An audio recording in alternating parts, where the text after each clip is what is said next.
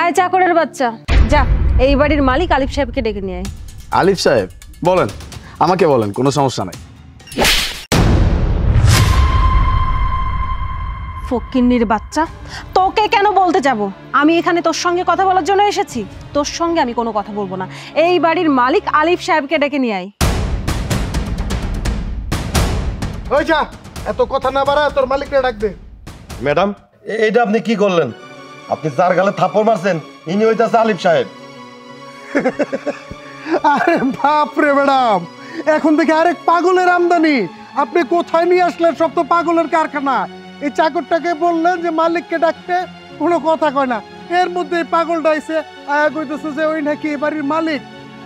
এই তোরা কি বাপ বলো নাকি? দুইজনে মিলা মালিক সাথে অভিনয় করতেছস। মালিক হইলে কেমন লাগে? বেশি কথা না কইয়া তোর মালিককে ডাক। আজব ব্যাপার, আপনারা কেন এমন করতেছেন? আপনারা খুব সুন্দরভাবে আমাকে জিজ্ঞেস করলেন আলিফ সাহেব কোথায়। আমি আপনাদেরকে সুন্দরভাবে বললাম যে কি বলার আমাকে বলেন, কোনো সমস্যা নাই। আমার কথাই তো আপনারা বোঝার চেষ্টা করতেছেন না। ডোন্ট ইউ আন্ডারস্ট্যান্ড দ্যাট যে আমি আপনাদেরকে বলতেছি যে আমি আলিফ। হয় থাম, তুই দেখে আবার মুখে মুখে তর্ক করতেছস। ও চাকর হয়ে আবার মাঝে মাঝে ইংলিশও কয়। মনে হয় 5 পর্যন্ত পড়ছস, কইরা বাপে বুতে এই বাড়িতে কাম করস, চাকরের মুখে আবার ইংলিশ। ম্যাডাম এইভাবে ওরা শুনবে না, আমি ব্যবস্থা করতেছি। ফকিন্নির বাচ্চা, এতক্ষণ যাবত আমি চুপ করেছিলাম কারণ তোর সাথে কথা বলার আমার কোনো ইচ্ছা ছিল না, কারণ তোর লেভেলটা আর আমার লেভেলটা সমান না। তোর সঙ্গে কথা বলে আমি আমার এই মূল্যবান সময় নষ্ট করতে চাইনি, কিন্তু তুই আমাকে চুপ করে থাকতে দিলি না। তোর এত বড় সাহস, তুই আমার চোখের সামনে আমার স্টাফের গায়ে হাত তুলিস। তোর একটা ব্যবস্থা আমি করছি, দাঁড়া। একবার আলিফ সাহেবের সাথে দেখা করি, তারপর তোর ব্যবস্থা কিভাবে করতে হয় সেটা আমি দেখছি। আয় যা, আলিফ সাহেবকে ডেকে নিয়ে আয়। আলিফ সাহেবকে ডাকবে মানে? আলিফ সাহেব তো এখানেই দাঁড়িয়ে আছে আপনাদের সামনে, আবার কোন আলিফকে ডাকতে বলছেন? ম্যাম, আমি আপনার কথার মানে বুঝতে পারিনি, যদি একটু বুঝিয়ে বলতেন। কি বুঝিয়ে বলবো? এটাই তো আমার ছেলে আলিফ সাহেব, যে কিনা এই কোম্পানির মালিক, এই বাড়ির মালিক। থাকমা, ওনাদের হয়তো বুঝতে একটু কষ্ট হচ্ছে। লেট মি ক্লিয়ার, আমি বুঝিয়ে বলতেছি। আমার মা যা বলছে একদম ঠিক কথা বলছে। আমি আলিফ সাহেব, আপনারা যেই কোম্পানির সাথে ডিল করতে আসছেন সেই কোম্পানির একমাত্র তত্ত্বাবধায়ক। এই কোম্পানি, আমাদের বাড়ি গাড়ি সম্পত্তি সব কিছুর মালিক হচ্ছে আমার মা। আমি সব কিছু তত্ত্বাবধান করি। আমার সাথে মিটিং করে তারপরে আমার মায়ের কাছ থেকে সাইন নিয়ে যে কোনো ডিল পাস করতে হয়। এই জন্য আজকে মা আপনাদেরকে আমাদের বাড়িতে আসতে বলছিল, কিন্তু আপনাদেরকে যখন আমি বলতে যাচ্ছি যে আমার পরিচয়টা কি, তার আগে আপনারা আমার সাথে মিসবিহেভ করলেন, আমার গায়ে পর্যন্ত হাত তুললেন। শেষমেশ আমি সহ্য করতে না পেরে আপনার স্টাফের গায়ে হাত তুলতে বাধ্য হয়েছি। কেন? একটা মানুষের পোশাক দেখে তাকে কেন বিচার করতে হবে? আমি এখানে কাজ করতেছি, তার মানে কি এই যে আমি এই বাড়ির চাকর? বাড়ির লোকজন কি বাড়ির কাজকর্ম করতে পারে না? আজকে আমি ফ্রি ছিলাম, দ্যাটস ওয়াই আমি সব কিছু পরিষ্কার করতেছিলাম, কারণ নিজের কাজ নিজে করার মধ্যে একটা আনন্দ আছে, আমি সেটা উপভোগ করতে চাই।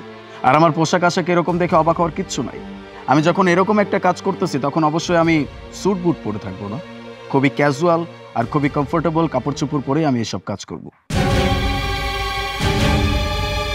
যাই হোক, এতক্ষণ ধরে আপনারা আমার সাথে যে আচরণটা করছেন, এই আচরণের সুবাদে আমি খুব ভালো করে বুঝতে পারছি আপনাদের মেন্টালিটি কেমন, আর আপনাদের মানুষের সাথে কথা বলার স্টাইল কেমন, আপনাদের মানুষের সাথে চলাফেরার জন্য যে ধরনটা লাগে সেই ধরনটা কেমন। সব কিছু বিচার করে মা আমি একটাই কথা বলবো, এরকম মানুষের সাথে বা এরকম মানুষের কোম্পানির সাথে কোনো রকম ডিল করা আমাদের উচিত হবে না। Sir, ma'am, I am really sorry. আমি আসলে বুঝতে পারিনি উনি আলিফ সাহেব হবেন। আসলে ওনার গেট আপটা এমনভাবে ছিল, আমি মনে করেছি যে এবারই চাকর বাকর হবে, আর এর জন্যই খারাপ ব্যবহার করে ফেলেছি। ম্যাম প্লিজ, এই ব্যবহারের জন্য আপনি আমার ডিলটা ক্যান্সেল করবেন না। Really sorry ma'am. মাফ করব তোমাকে? না, আমার কাছে তো তুমি কোনো অন্যায় করনি। অন্যায় করেছো আমার ছেলের সাথে, সে যদি তোমাকে মাফ করে আমার কিছু করার নেই। আর ডিলের ব্যাপারে কথা বলছো, সেটাও পুরোটাই আমার ছেলের উপরে। সে যদি তোমাদের সাথে ডিল করতে চায় করতে পারে, না করলে আমার কিছু করার নেই। নেভার, কোনো ডিল ফাইনাল হবে না, এই ডিল হচ্ছে না। প্লিজ স্যার, আপনি ম্যামের ডিলটা ক্যান্সেল করবেন না। ম্যাম এই ডিলের জন্য দিন রাত পরিশ্রম করেছে। যদি এই ডিলটা আপনি ক্যান্সেল করেন, ম্যামের অনেক বড় ক্ষতি হয়ে যাবে স্যার। প্লিজ আপনি এটা করবেন না। তাতে আমার কিচ্ছু যায় আসে না। কারণ আপনারা এখানে যে আচরণটা করছেন, এখানে যে ঘটনাটা ঘটাইছেন, এটা থেকে খুব ভালো করে বোঝা যায় আপনাদের ম্যানার্স ঠিক কতটুকু স্ট্রং। আপনারা মানুষের সাথে সম্মান দিয়ে কথা বলতেই জানেন না, একটা মানুষকে কিভাবে ট্রিট করতে হয় সেটাই আপনারা জানেন না। এইরকম মানুষের সাথে আমরা ডিল ফাইনাল করে আমাদের কোম্পানির নাম বদনাম করতে চাই না। দ্যাটস ওয়াই সুন্দর করে বলতেছে এখান থেকে চলে যান। Leave leave